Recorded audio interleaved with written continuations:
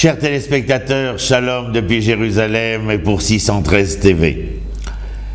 Nous allons parler d'un personnage éminent, éminemment célèbre, épique et très touchant. Ce personnage, c'est Myriam. Myriam, la sœur de Moshe et d'Aaron, dont les parents sont Yochevet et Amram. Nous trouvons dans la Gemara de Ta'anit ce propos où il est écrit « Shlosham manigim le'uma israélite ». Et parmi ces dirigeants du peuple d'Israël, eh bien, nous trouvons mentionné le nom de Myriam. « Veshlar lefanecha et Moshe Aaron ou Myriam » ainsi Micha, dans le texte biblique, s'exprime les trois dirigeants, Moshe, Aaron et Myriam. La personnalité de Myriam, oh, c'est une personnalité forte, nous en parlerons dans un instant. J'espère que nous aurons le temps, bien entendu. Personnalité très forte parce que le rôle de Myriam, tel que nous l'entendons dans le texte biblique, est un rôle non seulement exemplaire, mais qui ne sert pas simplement de rôle exemplaire, mais si elle se sent exemplaire, elle utilise cette exemplarité à l'éducation d'un peuple diminué, avili, meurtri dans l'esclavage d'Égypte.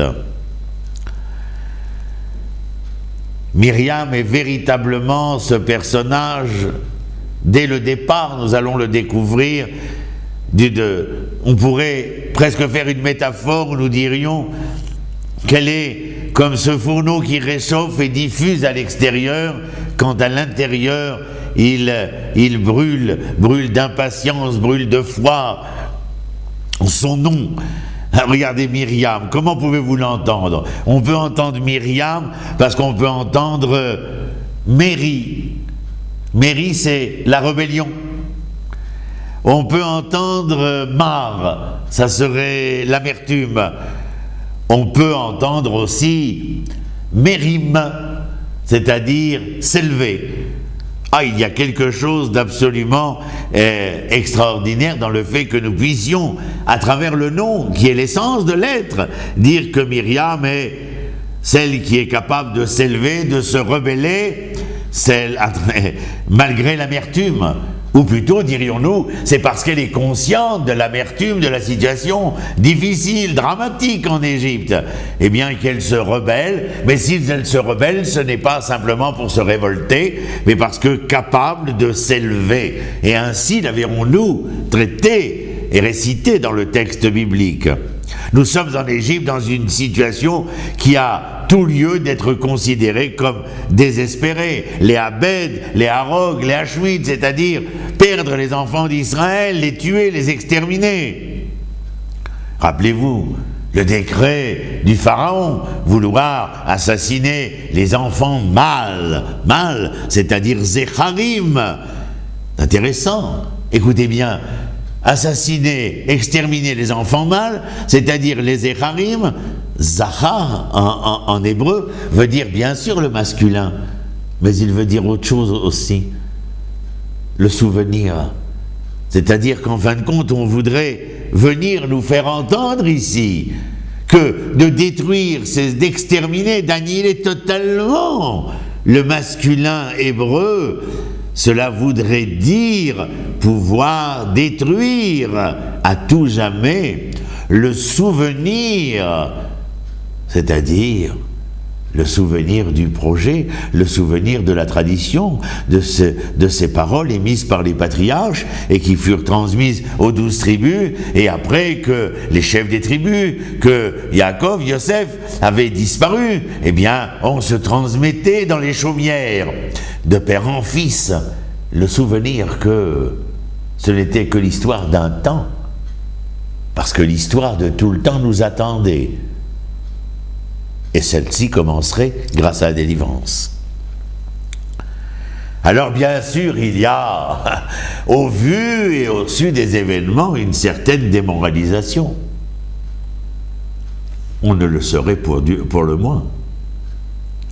Une certaine démoralisation qui va, parce que démoralisation, et c'est intéressant en français lorsque vous dites démoralisation, c'est-à-dire que les gens démoralisés seraient à même de perdre leur ascendant sur l'être moral. Eh bien voilà qu'en Égypte, on se rend compte que parmi ceux qui avaient d'une certaine manière une hauteur sur les enfants d'Israël, comme le père de Myriam, Amram, eh bien voilà que le père de Myriam, Amram, va décider que, au vu et au su, comme je le disais il y a un instant, des événements tragiques, dramatiques, mais nous dirons que dramatiques, bien sûr, il faut divorcer de Yocheved. Pourquoi est-ce que l'on divorce? Eh bien parce que, certainement, on ne croit plus au lendemain qui pourrait être plus enchanteur. Il y a une démoralisation, et dans cette démoralisation-là, on a l'impression qu'on perd de cette morale qui veut que l'homme n'est homme que dans l'assurance de cette pérennité, c'est-à-dire de nos enfants, de notre descendance, les seuls à assurer la pérennité du devenir de l'homme. Alors regardez, divorcer de sa femme, c'est l'égaresh ota. Mais les mêmes lettres de l'égaresh, c'est-à-dire de divorcer, de la répudier, sont les mêmes lettres qui servent au mot regesh, c'est-à-dire à une sensibilité, dans notre cas précis, une sensibilité morale. Mais lorsque ce regesh est perdu, alors on arrive, bien entendu, à répudier. Myriam, elle, va jouer le rôle de pont, c'est-à-dire de celle capable de remettre sur les rails de l'histoire cette sensibilité morale-là, et parce qu'elle sera capable de remettre sur les rails de l'histoire cette sensibilité morale des hommes et des femmes, eh bien, ce qui servait de verbe à répudier deviendra avec les mêmes lettres gesher, c'est-à-dire le pont, pouvant faire en sorte que ce qui avait été répudié sera ramené parce que la sensibilité morale était de nouveau existante. Abraham était un responsable d'Israël, un éducateur. C'est la raison pour laquelle tout le peuple va suivre Abraham dans sa décision. Mais elle, Myriam, rappelez-vous, elle sent et ressent l'amertume de ce qui se passe en Égypte. Et elle se rebelle, elle se révolte. Le Midrash nous dit qu'elle intervient lors d'une réunion où son père n'est pas seul et qu'elle remet en question l'autorité de son père. Enfin, pensez-y, nous sommes dans une société essentiellement patriarcale. Qu'une jeune fille, aussi charmante soit-elle, ne peut pas comme ça, d'un moment à un autre, surgir et remettre en cause l'autorité paternelle. Et ce qu'elle fera est extraordinaire, vous le savez comme moi. C'est qu'elle dira à son père, si Pharaon a décrété d'en finir avec la gente masculine, vous, père, en divorçant, et ceux qui vous ont suivi, êtes bien pire que Pharaon, puisque vous avez ainsi décidé d'en finir avec les hommes comme avec les femmes. Bien sûr que ce choc émotionnel ne resta pas sans réponse. Les hommes d'Israël et Abraham à leur tête décida non plus de laisser les choses telles qu'elles étaient, mais de reprendre femme, épouse, afin d'assurer cette dimension, cette sensibilité morale, c'est-à-dire leur devenir, un devenir à travers leurs descendants, bien entendu. Vous voyez, à travers cette jeune fille, je ne sais pas quel âge lui donner, mais ce n'est pas une adulte. Avec quelle présence d'esprit elle intervient et va donner un sens tout différent au cours de l'histoire. Nous dirons que toute jeune, elle s'engage dans le combat du devenir d'Israël. Myriam est en quelque sorte, à travers son attitude, comme une preuve des premiers soubresauts de la prophétie chez elle. Elle lutte contre l'arrêt des générations, ainsi nous l'avons dit. Mais elle ne s'arrête pas ici, Parce que lorsque Abraham reprendra Yochevet comme épouse, Dieu bénira cette nouvelle relation conjugale. Et un enfant sera en gestation. Vous savez lequel, bien entendu. Celui que l'on appellera sauver des eaux. Mais qui en vérité ne s'appelle pas Machouille, mais s'appelle Moshe. C'est-à-dire que non seulement il a été sauvé des eaux, mais par son nom tel qu'on lui a donné, c'est une façon de dire qu'il est là pour sauver les autres, et pas seulement être sauvé des eaux. Et vous savez comme moi, combien Myriam va s'engager aussi vis-à-vis de cet enfant, et elle veut à tout prix, dans ce livre de Shemot, savoir ce que cet enfant va devenir, savoir en tout cas elle, quand elle avait fait sous-entendre à son père et à sa mère que s'ils se retrouvaient, la conjugalité ne pourrait pas rester à jamais sans pouvoir jouir des fruits de la passion. Et elle sait qu'un fruit va venir. Ce fruit, c'est ce Moshe. Et elle va donc le suivre et se mettre en danger, pas très loin de la fille de Pharaon. Elle est, comment vous dirais-je, elle est cette fille, cette jeune fille qui encore fait preuve au-delà de l'esprit prophétique de cette émouna indélébile. Émouna, ah oui, je vous dirais, j'ai la foi. Mais même quand je dis j'ai la foi, je n'arrive pas à dire véritablement ce que je voudrais dire. Le mot foi, émouna en hébreu, est dans sa racine, Aleph Mem Nun, à l'origine de Amin, Ne'eman, Ve'emet, c'est-à-dire fidèle, fidélité. Ne'eman, confiance et vérité.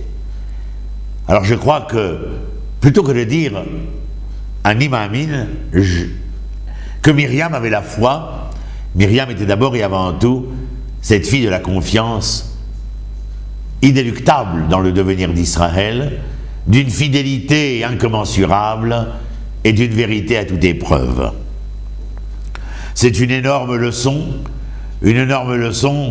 qu'elle mettra en pratique avec sa mère lorsqu'elles seront des sages-femmes résistantes, pas seulement parce que nous pensions qu'elle allait pouvoir mettre au monde l'ensemble, sauver dans cette mise au monde l'ensemble des enfants mâles d'Israël, mais bien entendu parce qu'elles allaient apporter leur aide, leur contribution à ce mouvement de résistance absolument incroyable. Peu importe d'ailleurs que les sages-femmes étaient Yochevet et Myriam. Il est plus aisé de penser d'ailleurs que Pharaon n'a pas mis entre les mains de Myriam et de Yochevet le devenir de son décret génocidaire. Il est plus probant de penser que c'est aux mains des Égyptiennes. Alors là, nous aurions, parmi bien sûr, le nombre d'enfants qui naissaient, un nombre incalculable d'Égyptiennes qui servaient comme sages-femmes. Mais deux sont particulièrement remarquables apparemment ici, en dehors de Yochevet et de Myriam, deux Égyptiennes qui peut-être auraient collaboré avec la mère et sa fille afin d'être des chassidot ou motaolam, des justes des nations, car vous le savez, s'il y a des justes des nations, et ô combien nous en entendons et nous en voyons et témoigne l'histoire, mais il n'y a pas de nation juste. Alors, Yochevet et Myriam participent, ce sont elles qui sont attachées au verbe techayoun, c'est-à-dire que non seulement l'enfant était sauvé, mais qu'après qu'il soit sauvé, fallait-il encore lui permettre de survivre. Et la survivance de l'enfant était bien le fait de Myriam et de Yochevet. La survivance parce qu'il fallait lui donner à manger, parce qu'il fallait lui donner à boire, et en fin de compte, nous avions affaire ici non seulement à deux résistantes, à une Myriam prophète, mais à des femmes qui étaient d'une humanité sans bornes.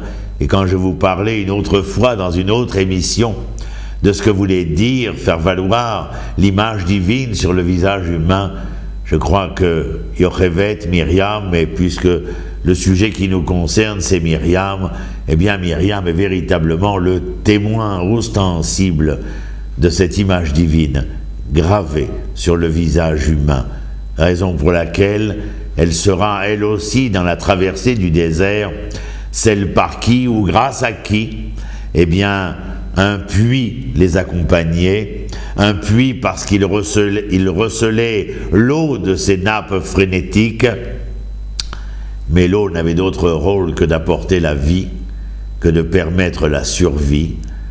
Eh bien voilà une Myriam qui depuis son enfance, sa jeunesse et à l'âge adulte, ne fera qu'être témoin, mais actif et résistant, rebelle et conscient par cette révolte de lutter contre l'amertume des enfants d'Israël, mais grâce à son action, de pouvoir élever et relever le projet divin à sa juste mesure, car rien ni personne ne pourrait l'en empêcher. À très bientôt. Shalom, shalom.